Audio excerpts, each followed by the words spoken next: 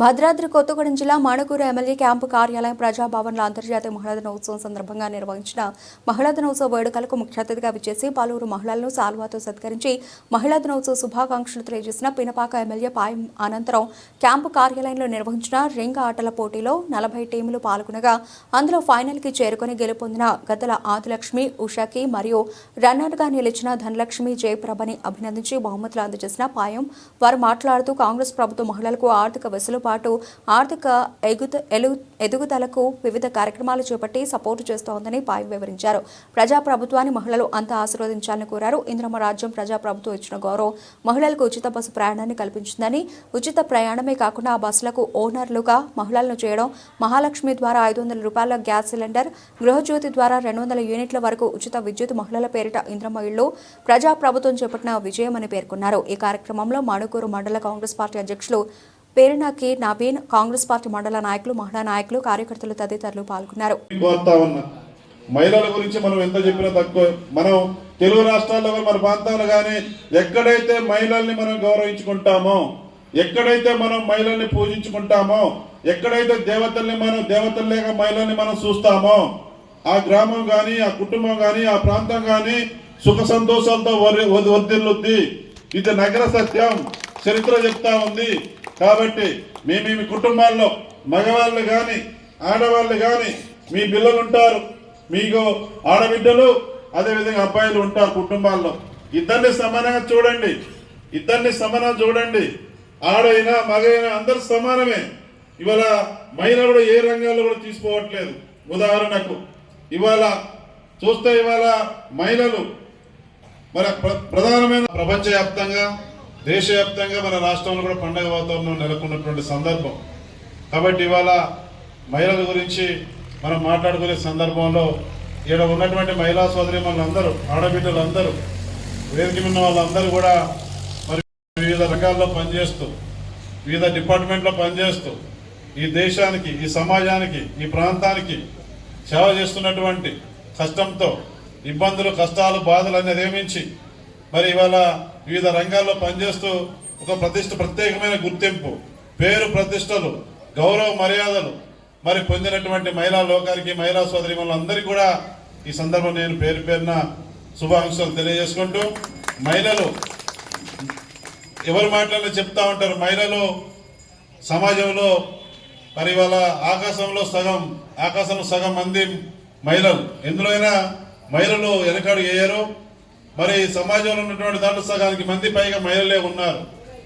మహిళా శక్తి అనేది ఎంత బలమైన శక్తి అనేది మనకు చరిత్ర చదివితే అర్థమవుతుంది. మరి ఇందిరాగాంధీ గారు కూడా ఒక మహిళ. ఈ భారతదేశంలో మరి ఒక మహిళ ఏమండి మన భారతదేశానికి ప్రధానమంత్రిగా చేసినారు. ఉక్కు మహిళగా భారత రత్న మామూలు విషయం కాదు. మహిళలు ఏ రంగంలో, అన్ని రంగాల్లో పనిచేస్తా ఉన్నారు. ఇవాళ మహిళా శక్తి ముందు ఏ శక్తి నిలబడదు. అంత బలమైన శక్తి, బలమైనటువంటి వాళ్ళు మన మహిళా సోదరి మనులు. మనం ఇవాళ మరి ఇందిరాగాంధీ గారిని స్ఫూర్తిగా తీసుకోవాలన్నా, అదేవిధంగా మేడారం సమ్మక్క సారక్కని స్ఫూర్తిగా తీసుకోవాలి, అదేవిధంగా రాణి రుద్రమదేవిని స్ఫూర్తిగా తీసుకోవాలి. ఇంకా అనేక మంది ఉన్నారు. ఇవాళ మహిళలు కూడా అనేక రంగాల్లో రాణిస్తూ తోటి మహిళలకి స్ఫూర్తిగా నిలబడుతున్నటువంటి సందర్భాన్ని మనం మరి నేషనల్లో కానీ, ఇంటర్నేషనల్లో కానీ వివిధ రంగాల్లో వారి యొక్క ప్రతిభ, వారి యొక్క టాలెంట్, వారి యొక్క శక్తి సామర్థ్యాలను నిరూపించుకుంటూ గౌరవప్రదంగా ఈ సమాజంలో 10 మందికి స్ఫూర్తిని నింపే విధంగా మహిళలు పనిచేస్తున్న సందర్భం. అదే కాకుండా ఇవాళ మన తెలంగాణ రాష్ట్రంలో మహిళా లోకానికి సంబంధించి మహిళల్ని కోటేశ్వర్ని చేయాలని చెప్పేసి తెలంగాణ రాష్ట్రంలో మన కాంగ్రెస్ పార్టీ ప్రభుత్వం కూడా మహిళల సంక్షేమానికి, మహిళల రక్షణ కోసం మరి ఇవాళ బడ్జెట్లో కోట్ల రూపాయల నిధులు వెచ్చించి వారిని సామాజికంగా, ఆర్థికంగా కోటేశ్వరుని చేయాలి. మహిళలు శక్తివంతంగా ఉంటేనే ఈ సమాజం బాగుంటుంది, ఈ వ్యవస్థ బాగుంటుందని చెప్పేసి మన ముఖ్యమంత్రి గారు కూడా ఇవాళ తెలంగాణ రాష్ట్రంలో ఈ ప్రజాప్రభుత్వంలో మహిళలకు ఏమేమి చేయాలో అవన్నీ కూడా మన ప్రభుత్వం చేస్తూ ఉంది. పథకాలు కూడా ప్రవేశపెడతా ఉంది.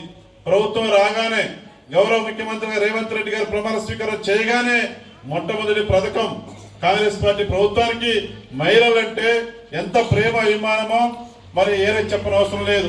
ప్రమాణ స్వీకారం చేసిన కొద్ది గంటల్లోనే ఆడబిడ్డలందరికీ ఆర్టీసీ బస్సుల్లో ఉచిత ప్రయాణం కల్పించారు. ఇంకా అనేక పథకాలు వచ్చినాయి, మీరు చూస్తూనే ఉన్నారు. ఆ పథకాలను మీరు పొందుతా ఉన్నారు, సంతోషంగా ఉన్నారు. మన ముఖ్యమంత్రి గారి ఉద్దేశం ఈ తెలంగాణ రాష్ట్రంలో ఉన్నటువంటి ప్రతి ఆడబిడ్డ, ప్రతి కుటుంబం చిరునవ్వుతో బతకాలి, జీవించాలి. అట్టడుగున ఉన్నటువంటి పేదల కుటుంబాల్లో మార్పులు రావాలి, వాళ్ళు ఆర్థికంగా నిలదొక్కోవాలి. సామాజికంగా వాళ్ళు ఆర్థికంగా నిలబడ్డప్పుడే, సామాజికంగా మార్పు జరిగినప్పుడే ఈ వ్యవస్థ సంతోషంగా ఉంటుంది, ఆనందంగా ఉంటుందని చెప్పి మహిళలకి మన కాంగ్రెస్ పార్టీ ప్రభుత్వం, మీరెన్నుకున్న ప్రభుత్వం, మీ ప్రభుత్వం, మన ప్రభుత్వం, ఈ ప్రజా ప్రభుత్వం ఇవాళ మహిళా రంగానికి మన ప్రభుత్వం ద్వారా ఏం చేయాలో అవన్నీ కూడా చేయడం జరుగుతూ ఉంది. ఇవాళ ఇందిరమ్మ ఇల్లు కూడా నిన్ననే నేను భూమి పూజ చేశాను బురుగుపాడు మండలంలో. మరి ఇవాళ పేదవాళ్ళు, ఎస్సీలు, ఎస్టీలు, బీసీలు, మైనార్టీలు, కులాలకు అతీతంగా, మతాలకు అతీతంగా పేదవాళ్ళకు కాదా అటువంటి వాళ్ళందరికీ కూడా ఇవాళ ఇందిరమ్మ పథకంలో ఇందిరమ్మ ఇల్లు నిర్మాణం నేను స్టార్ట్ చేసుకున్నాం. ఇవాళ లంకమల్లారంలో మన మనుగురు మండలంలో కూడా ఇందిరమ్మ ఇల్లు నిర్మాణానికి భూమి పూజ చేసుకోబోతున్నాం. ఈ సందర్భంగా నేను మహిళలు చెప్తా ఉన్నా,